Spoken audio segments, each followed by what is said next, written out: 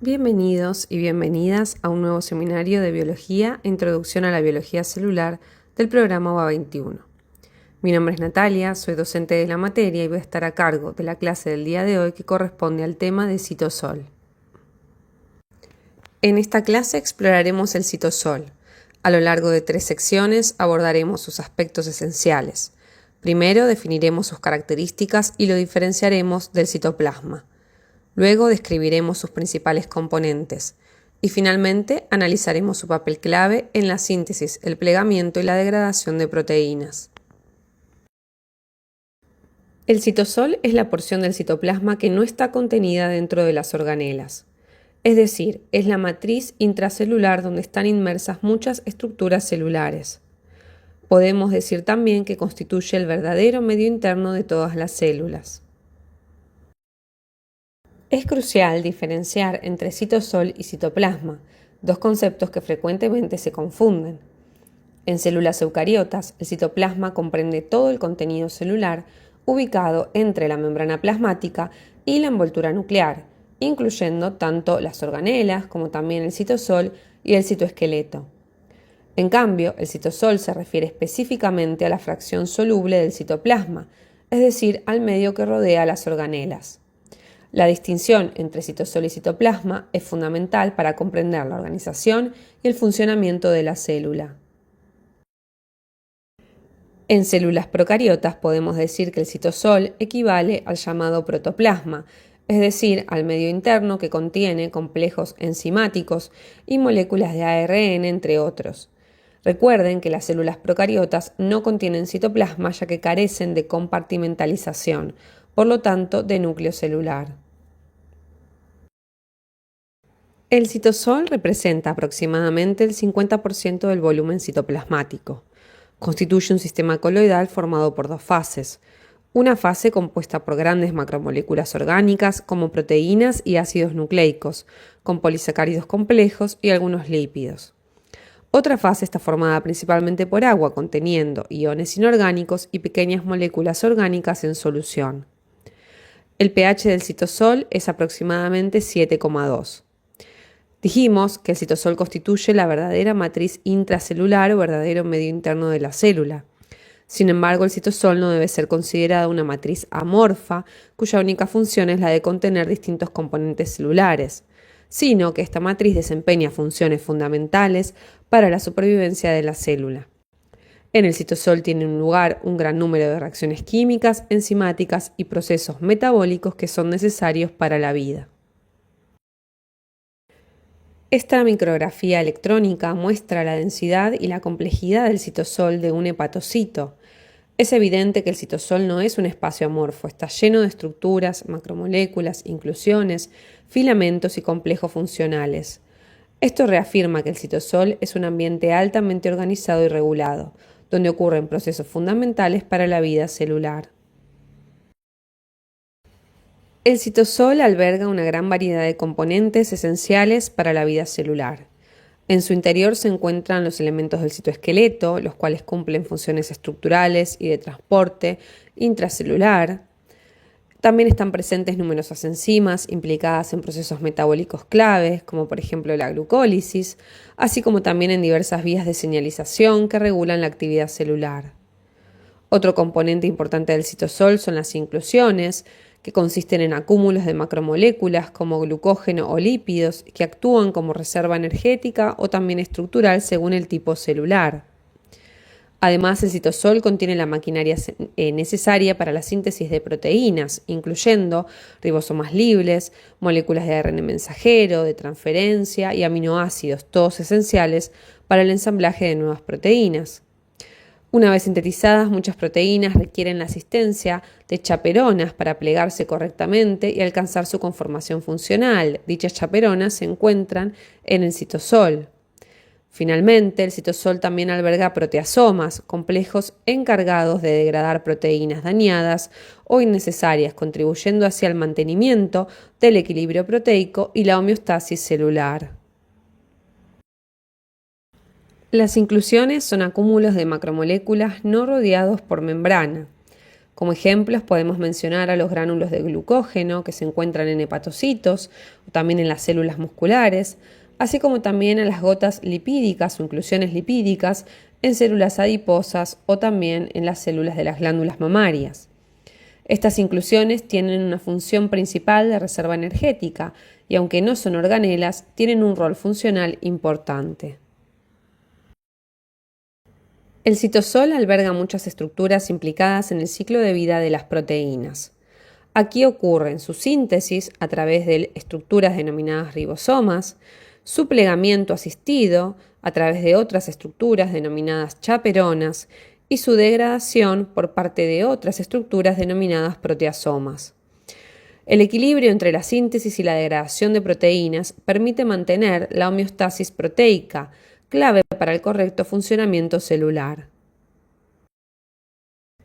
Las proteínas sintetizadas en el citosol pueden permanecer allí o ser dirigidas a otros compartimentos, como el núcleo, las mitocondrias, los peroxisomas o el retículo endoplasmático.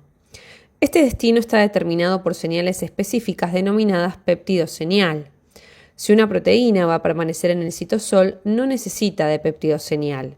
En cambio, si debe ser exportada o enviada a otra organela, ese destino debe estar etiquetado desde su síntesis, es decir, que estas proteínas sí contienen un péptido señal.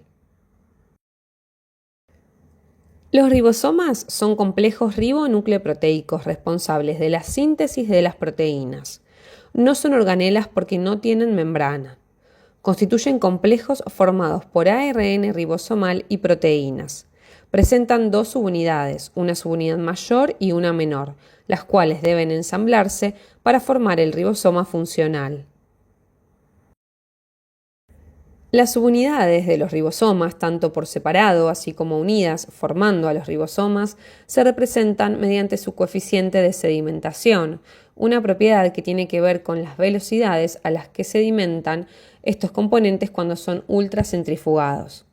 En eucariotas la subunidad mayor se identifica con el coeficiente 60S, la menor con el 40S, mientras que cuando están juntas formando el ribosoma se identifican con el coeficiente 80S. Observen que no se adicionan los coeficientes de sedimentación ya que no equivalen exactamente a los pesos si bien se relacionan. En organismos procariotas la subunidad mayor se identifica con el coeficiente 50S, la menor con el 30S, mientras que cuando están juntas formando el ribosoma se identifican con el coeficiente 70S. Esta es una diferencia importante entre los ribosomas de organismos eucariotas y procariotas. Los ribosomas leen el ARN mensajero y ensamblan la cadena polipeptídica que luego deberá plegarse y dirigirse hacia su destino. El mecanismo específico de síntesis de proteínas por parte de los ribosomas se denomina traducción y lo estudiaremos en la clase específica de este tema. Las chaperonas son proteínas especializadas que facilitan el correcto plegamiento de otras proteínas en su conformación tridimensional funcional. Aunque inicialmente se creía que el plegamiento proteico era un proceso espontáneo, determinado únicamente por la secuencia de aminoácidos, estudios posteriores revelaron que en células este proceso requiere la asistencia de chaperonas para evitar errores y agregaciones. Existen tres familias de chaperonas denominadas HSP60, HSP70 y HSP90. Todas ellas presentan naturaleza proteica. Las más importantes son las HSP60 y 70, mientras que las HSP70 son monoméricas, es decir, están formadas por una sola cadena polipeptídica y forman un surco para que las proteínas vayan pasando a medida que se pliega.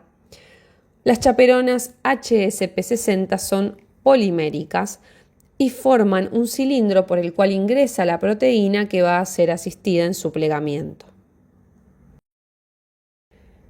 Una característica importante de las chaperonas es que son capaces de asistir a las proteínas para que se plieguen correctamente a medida que las proteínas se sintetizan. Es decir, que a medida que una proteína sale del ribosoma en donde se sintetiza, esta proteína naciente se asocia con chaperonas y se va plegando simultáneamente con su síntesis. La energía de las chaperonas está dada por la molécula de ATP.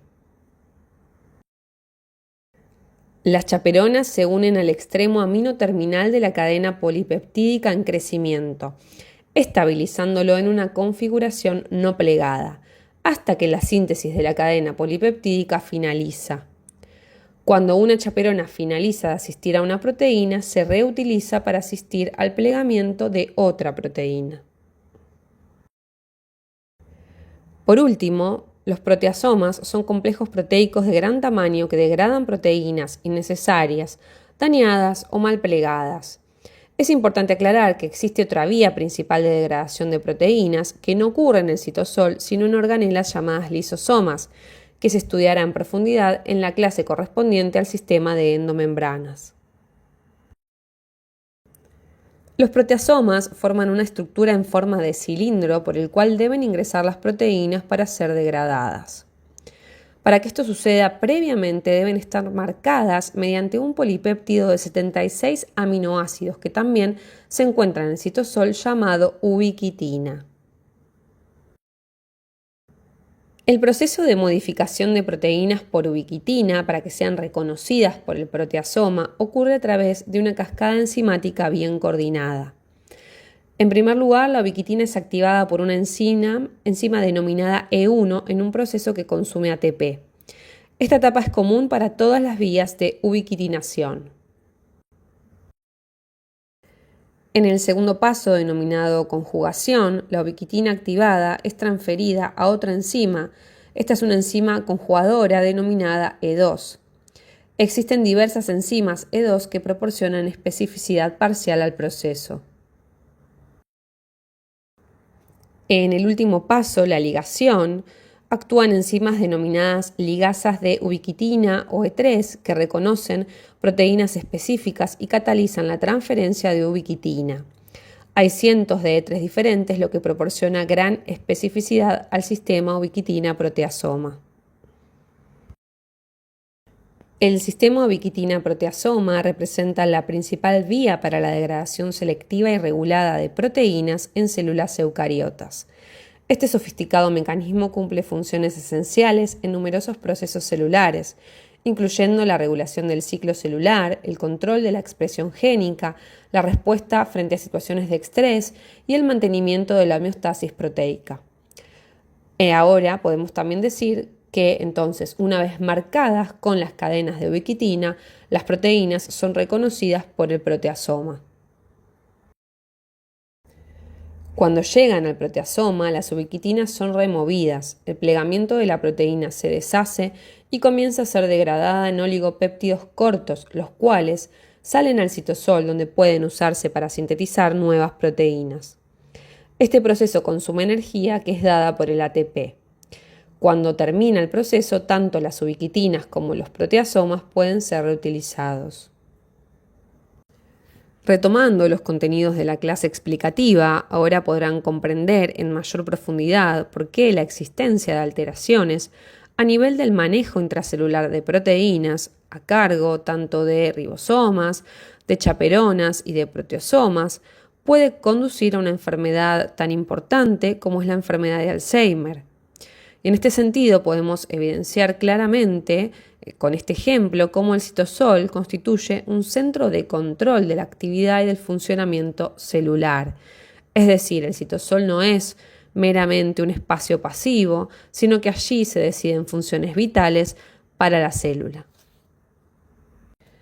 Y con estos contenidos damos por finalizado este seminario. Les agradecemos mucho su atención y les recordamos que ustedes deben profundizar estos temas con la lectura de la bibliografía obligatoria. Les recomendamos también que realicen las actividades del campus y que aprovechen los foros temáticos correspondientes para consultar sus dudas, así como también para enriquecerse con el intercambio que surja a partir de otras preguntas allí planteadas.